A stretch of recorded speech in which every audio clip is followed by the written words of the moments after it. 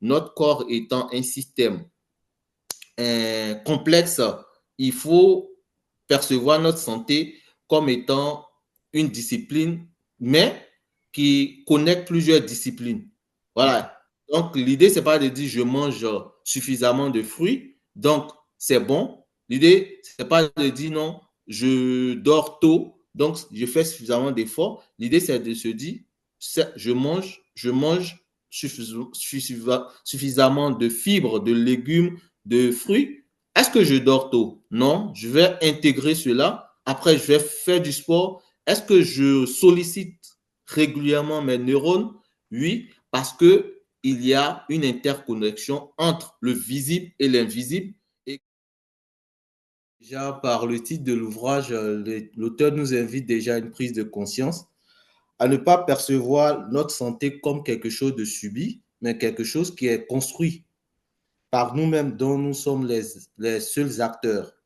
En ce sens, il dira que votre médicament, le meilleur médicament, c'est vous, mais sans prendre le risque de se répéter, il ne nous apprend pas quelque chose de nouveau, sauf que de rester dans une tradition qui nous laisse comprendre que la répétition aussi est pédagogique, puisque le père même de la médecine conventionnelle n'a cessé de le dire dès le départ que faites de votre nourriture votre médicament.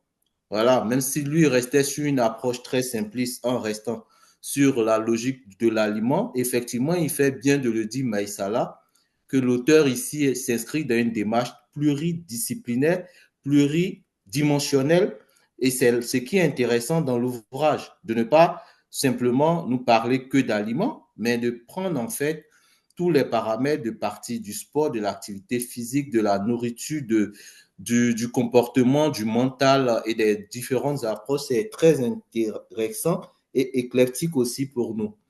Moi, un point qui a été aussi intéressant, après, ça dépend de la sensibilité. Hein. Nous, chacun pourrait le lire et le trouver comme anodin, mais ça paraît quelque chose qui, moi, m'a été, c'est le fait que à chaque fois, on m'a raboché que l'activité physique était importante.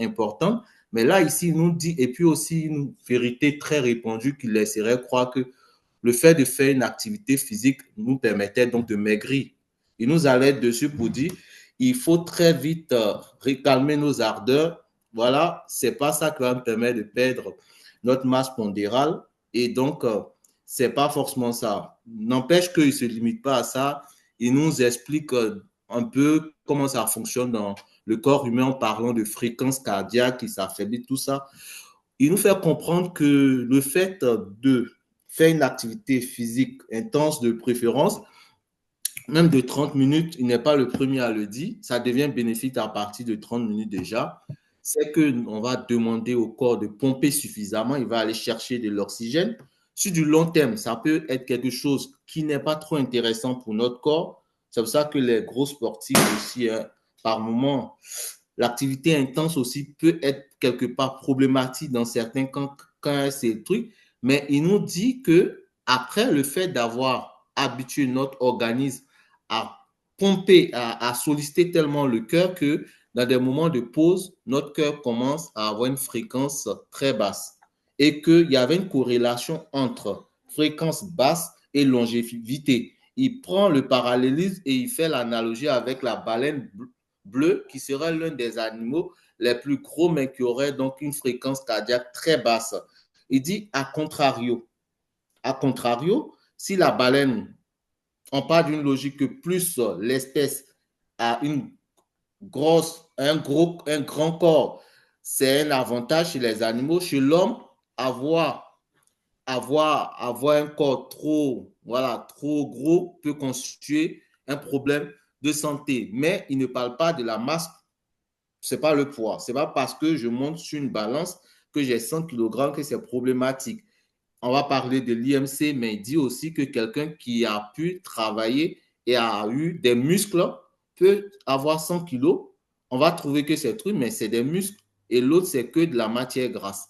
Ce point-là, moi, ça m'a tilté. Et là, je comprends encore un peu plus l'intérêt de l'activité physique.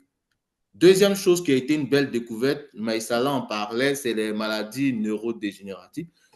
Moi, je ne pourrais pas comprendre que la marche rapide de 30 minutes, c'était quelque chose qui était un avantage, pourrait retarder en fait, par exemple, la maladie d'Alzheimer. Le savoir déjà, pour moi qui suis un pratiquant et puis féru en fait de la marche parce que quand les occasions se présentent, je préfère marcher que de prendre même les transports en commun. Toutes mes stratégies sont basées sur la marche et à Valenciennes, je marche suffisamment. Voilà. Parce que après, je prends plaisir à rencontrer les gens, à marcher, à observer. Pour moi, c'est un voyage aussi. Voilà. La marche aussi, pour moi, c'est un moment de voyage, mais c'est un moment de philosophie que me ramène toujours à l'idée de la progression. Voilà, aller de l'avant. Donc, ça mène dans cette démarche de progression. Progression, moi, je suis l'acteur, contrairement quand je suis dans un véhicule et qu'un chauffeur conduit, je n'ai pas conscience de ce que c'est moi qui fais l'acte. Donc, pour moi, c'est un grand moment de philosophie pour moi. La marche, ce n'est pas qu'une activité, c'est un moment qui me rappelle que je suis acteur et que peu importe, moi, je vais de l'avant.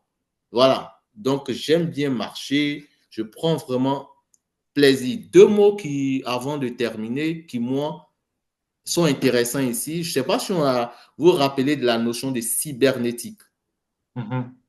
Voilà. Et Si, comme les totalement. mots, voilà, la cybernétique, elle est polysémique. Hein. Il y a dans un contexte où c'est l'ensemble des systèmes qui permettent, par exemple, à un navire d'éviter tout ce qui est obstacle. Mais dans la grande compréhension du thème, au sens premier, c'est une science qui va s'intéresser aux systèmes complexes. Voilà.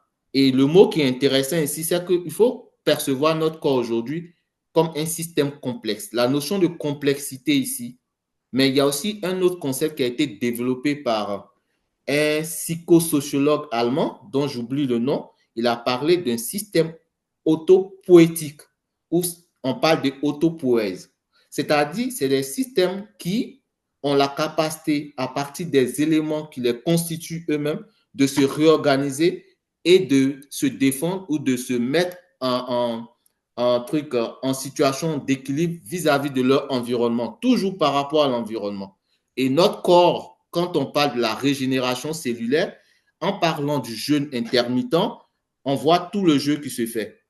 Donc, moi, partant de l'idée qu'il faut passer à l'action, moi, dès que j'ai commencé à lire le livre, je suis arrivé dans le jeûne. J'ai fait 3 jours de jeûne intermittent et je buvais que de l'eau. Et si je pouvais ajouter une boisson, c'était vraiment entre-temps, entre les différents repas, c'était vraiment un jus. Je m'assurais qu'il soit un jus naturel fait par moi-même et qu'il n'y avait pas de rajout d'édulcorant, tout ça. Et je vois toute la différence. C'était à la fois une forme de stage pour moi. Je me dis, voilà, j'ai une théorie qui est là, je la mets en pratique systématiquement, ne pas perdre le temps, je vous le recommande et de rentrer dans cette dynamique-là à chaque fois, de se dire que notre corps étant un système complexe, il faut percevoir notre santé comme étant une discipline, mais qui connecte plusieurs disciplines. Voilà.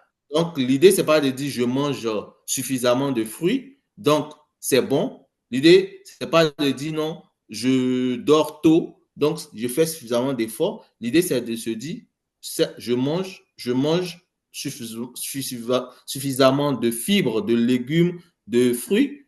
Est-ce que je dors tôt? Non, je vais intégrer cela. Après, je vais faire du sport. Est-ce que je sollicite régulièrement mes neurones?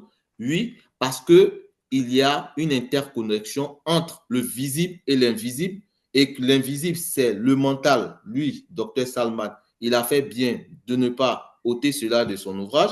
Il nous le dit, et d'à chaque fois de faire cet aller-retour-là permanent entre les différentes disciplines, de les interconnecter et de se dire qu'on est ici chaque jour pour s'améliorer et que donner le meilleur de nous-mêmes, ça sera une marche quotidienne jusqu'à ce qu'on quitte cette terre. Voilà, c'était sur ça que je voulais m'arrêter. Merci. Merci.